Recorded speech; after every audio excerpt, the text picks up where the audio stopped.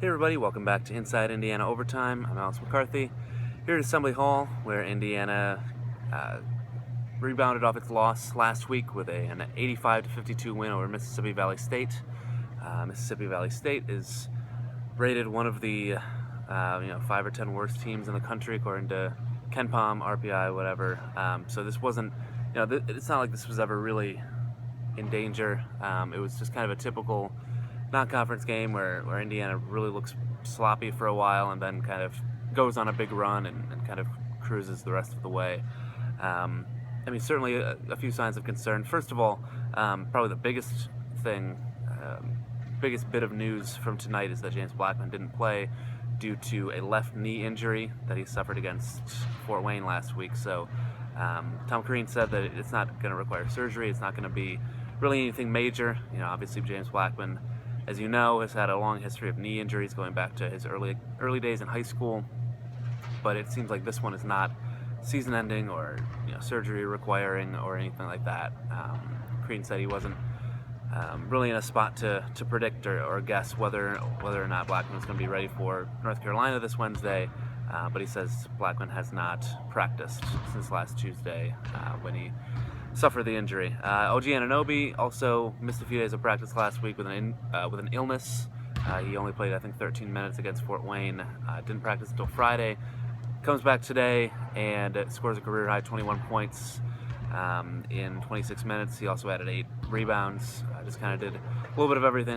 Kind of a typical OG Anunoby night where he played some solid defense, hit a few. I think he was 3 for 5 from beyond the arc.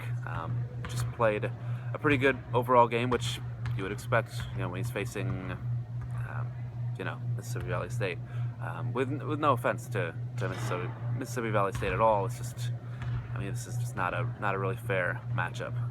Robert Johnson had a good second half. He had 11 points in the second half, 14 total for the game. Just really, numbers don't really matter too much in a game like this. Things are always going to end up looking pretty good for Indiana. But yeah, in the first half, the Delta Devils, as they are called at Mississippi Valley State, gave Indiana a little bit of a scare. They went on a 12-0 run, held Indiana scoreless for more than 5 minutes. Obviously, those are concerns.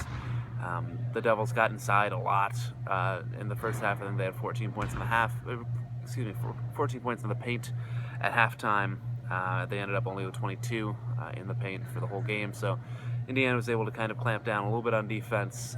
Some good performances from Indiana newcomers as Curtis Jones kind of got back into the flow of things tonight. He had 5 assists, 9 points, and just kind of looked like he was really in the flow of things. Tom Crean said after the game that Jones has maybe been pressing a little bit since his big 15-point debut against Kansas, and that tonight he kind of let the game come to him a little bit more than he had before.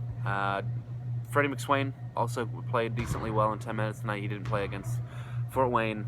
He was 3 for 3, 6 points. Just played, again, like he's just physically bigger and stronger and faster than his opponent, which he was tonight. Not really much else to really get into with this game, other than this was the last kind of warm-up before UNC comes here on Wednesday night at 9:15. Indiana will be honoring the 1981 national championship team, which coincidentally beat North Carolina in the championship game that year to capture the title. So that's going to be interesting. It sounds like Randy Whitman's going to be back, who hasn't been back in a long time, along with a lot of other guys who are here, fairly frequently. I assume Landon Turner and Isaiah Thomas are going to be here, but we'll see. Who knows who's going to show up, but they'll be honoring them at halftime. Kyle Schwarber will be the honorary captain, so lots going on Wednesday night in the Big Ten ACC Challenge.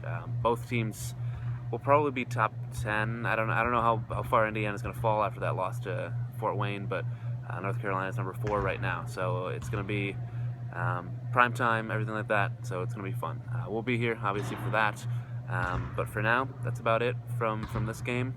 Indiana cruises and improves to 4-1, heading into the ACC Big Ten Challenge, Big Ten ACC Challenge, whichever way you want to put it. But that's about it. Thanks for watching, and we will talk to you soon.